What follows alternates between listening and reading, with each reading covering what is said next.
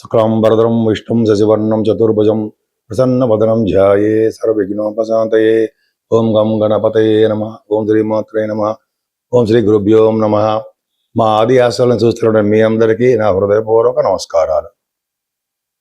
ఇప్పుడు మనం July 5th నుండి 11th జూలై 2026 వరకు కూడా 12 రాసుల వారికి ఎలా ఉండబోతుందో తెలుసుకుందాం. ముందుగా ప్లానటరీ పొజిషన్ గురించి ఒక్క నిమిషం తెలుసుకుందాం అండి.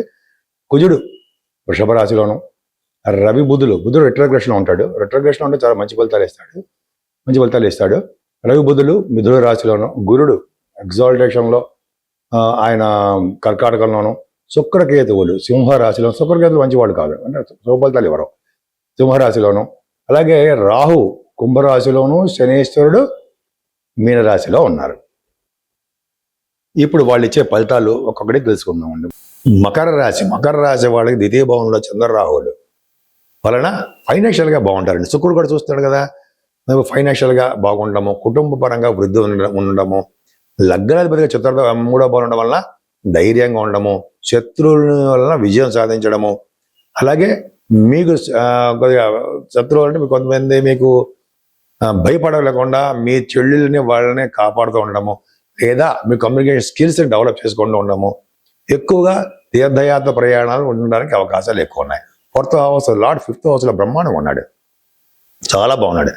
అంటే ఏంటంటే మీకు మంచి విద్య వస్తుంది, అలాగే సంతానం పుత్రికా సంతానం కలగడానికి అవకాశం ఉంది. చంద్రుడితో కలిసిన కుజుడు ఉన్నాడు, యోగాన్ని ఇస్తాడు, మంచి యోగాన్ని ఇస్తాడు. సప్తమాధిపతి పంచమంలో ఉన్నాడు, బ్రహ్మాండంగా ఉన్నాడు. సో యోగాన్ని ఇవ్వడానికి అవకాశాలు ఉన్నాయి. ఏదన్నా రవి బుధుల కాంబినేషన్ 6వ భావంలో ఉంటే, 6వ భావంలో 6వ భావాధిపతి ఉండడం వల్ల హర్షయోగం ఉంటాం కదా. హర్షయోగం దానగుణము, జాలి, అలాగే ప్రతిఫలనం ముందంజలో ఉండడము, అలాగే శత్రువుల వలన భయం లేకుండా ఉండడము, అలాగే రుణ బాధలు లేని వారిగా ఉండడము, ప్రభుత్వ మూలకంగా ధన సంపాదన కలవారుగా మీరు ఉంటారు. రాజకీయ రంగంలో కూడా పదవులు వస్తాయి రవి బుధుల వలన. ఈ కాంబినేషన్ 6వ భావం చాలా చాలా బాగుంది. 7th హౌస్లో గురుడు పర్ఫెక్ట్గా బాగున్నాడు, చాలా మంచి చేస్తాడు మీకు.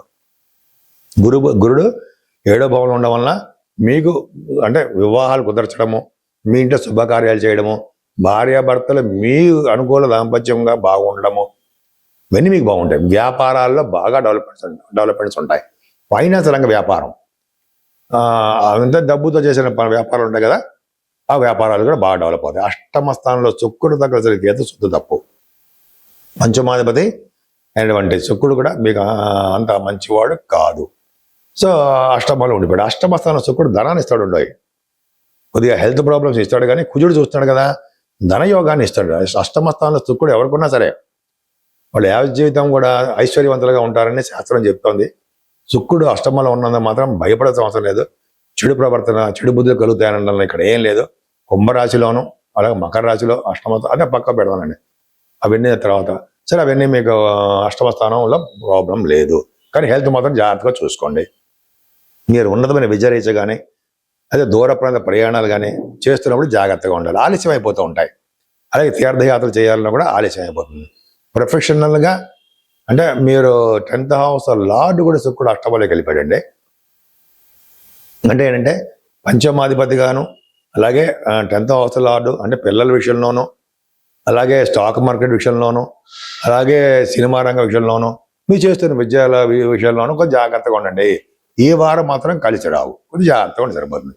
కానీ వ్యాపారాలు, కొంతమంది వ్యాపారాలు ఉంటాయి, రియల్ ఎస్టేట్ వ్యాపారం, ఫైనాన్స్ రంగ వ్యాపారాలు, కొన్ని వ్యాపారాలు ఉన్నాయి. వ్యాపారంలో ధన సంపాదన బ్రహ్మాండంగా ఉంటుంది. సినిమా రంగంలో కూడా ఇంక్లూడ్ అయి ఉంటుంది, అందులో సక్సెస్ అవుతారు. నేను మీ వాడరే వాడినారంటారో, డాక్టర్ వాడరే వాడినారు అదంటారో శర్మ ఇంతకు చెప్పినట్టుగానే మీ జాతకాలు చూపించుకోవాలనుకుంటే ప్రతిసారి చెప్తున్నాం అనుకోండి, నేను మరి ఒకసారి చెప్పడం వలన మీకు కావాలని జాతకాలు ఏమైనా తెలుసుకోవాలనుకుంటే తెలుసుకోవచ్చండి. మినిమం హాఫ్ అన్ వరకు చెప్తూ ఉంటాను నేను. జాతకాలు తెలుసుకోవాలంటే date of birth, time of birth, place of birth 3 కూడా చాలా చాలా ఇంపార్టెంట్, అవసరం. అంటే మీకు ఏ దశలు జరుగుతున్నాయో అవన్నీ కూడా చూసి మనం చెప్పచ్చు. మీకే కాదండి, మీకు తెలిసిన స్నేహితులు కానీ వాళ్ళకి కానీ మీరు చెప్పచ్చు. నేను చేసిన వీడియో మీకు పరిచయం లైక్ కూడా కొట్టండి సార్, అలాగా అందరికీ వెళ్తుంది. అంతేకాకుండా వాస్తురీత్యా కొంతమందికి వాస్తురీత్యా కూడా డౌట్స్ ఉంటూ ఉంటాయి. అంటే మనం సపోజ్ నేనున్నాను, నా పేరు ఆదినారాయణరావు అంటున్నాం, ఏ ఫేసింగ్ కలిసి వస్తుంది ఆ అనే అక్షరం, ఎప్పుడైతే సరే అక్షరం మీద ఆ నేమ్ మన యొక్క పేరు మీద మొదటి అక్షరంతో మనం దిశ అంటే మనం ఏ ఫేస్ ఉంటే మనకు కలిసి వస్తుంది, ఉత్తరమ, తూర్ప, పడమర అంటాం కదా, ఏ ఫేస్లో ఉన్నటువంటి ఇళ్లల్లో నివసిస్తే మనకి బాగా కలిసి వస్తుంది అనేది కూడా ఇంపార్టెంటే కదండి. అలాగా కూడా మనం తెలుసుకోవచ్చండి. నేను చెప్తూ ఉంటాను మీకు కావాలంటే. ఇంకా ఏమైనా వాస్తులకు సంబంధించిన విషయంలో మీకు ఏమన్నా డౌట్స్ ఉంటే తప్పకుండా నేను చెప్పడానికి ఉంటాను. జనరల్గా అంటే మీకు ఈ వాస్తు విషయంలో కానీ జాతకాల విషయంలో కానీ వేరే వాళ్ళు ఎవరు చెప్పరు, అంటే వేరే వాళ్ళు నేను ఒక్కడనే చెప్తుంటాను. నా పేరు మీద ఏమైనా ఛానల్స్ వచ్చినా కూడా ఎవరు చెప్పినా కూడా నమ్మకండి, నేనే ఉంటాను, ఎవరికి ఇవ్వలేదు ఆ ఛానల్. అంతేకాకుండా మా మిస్సెస్ గారు ఒకళ్ళే లిఫ్ట్ చేస్తూ ఉంటారు ఫోన్ కూడా. మీరు ఒకవేళ నాతో మాట్లాడాలనుకుంటే మెసేజ్లు పెట్టండి, తప్పకుండా నేను మళ్ళీ ఫోన్ లిఫ్ట్ చేసి మాట్లాడుతుంటాను. దాన్ని షూట్స్లో ఉంటుంటాను నేను కొన్ని సార్లు, ఏదో జాతకాలు చెప్పే హడావుల్లో ఉంటుంటాను. సో దానివల్ల ఫోన్ లిఫ్ట్ చేయకపోవచ్చు, ఏమనుకోకండి. సో ఇప్పుడు మనం 12 రాశుల వారికి అంటే జూలై నెలలో 5వ తారీఖు నుంచి 11వ తారీఖు వరకు ఇప్పుడు తెలుసుకున్నాం మనం. సో ఈ 12 రాశుల వారికి అసలు రెమెడీస్ ఏంటి, ఏం చేసుకుంటే మనకు అందుబాటులో ఉన్నటువంటి రెమెడీస్ ఏమైనా చేసుకుంటే మంచిదేనండి. జనరల్గా మనకి అందరికీ కూడా శుక్ర ప్రభావం ఉంది, శుక్రకేతు ప్రభావం. సో ముందుగా అమ్మవారి యొక్క పూజలు చేసుకోవాలండి. అంటే చండీ హోమం కానీ, ముందర ఫస్ట్ ఏంటంటే గణపతి ఆరాధన చేసుకుంటూ లక్ష్మీ గణపతి హోమం కానీ చండీ హోమం కానీ చేయించుకుంటే చాలా చాలా మంచి ఫలితాలు వస్తాయి. ఎందుకంటే ప్రతి పని స్టార్ట్ చేసే ముందర గణపతి ఆరాధన చేసుకుంటాం మనం. కేతు వల్ల కూడా కొంతమందికి ప్రభావం ఉంటుంది. సో గణపతి ఆరాధన చేసుకుంటూ పౌర్ణమి వెళ్ళిన తర్వాత వచ్చేటువంటి చవితి ఉంటుంది సారా, సంకటహర చతుర్థి అంటాం మనం చవితిని.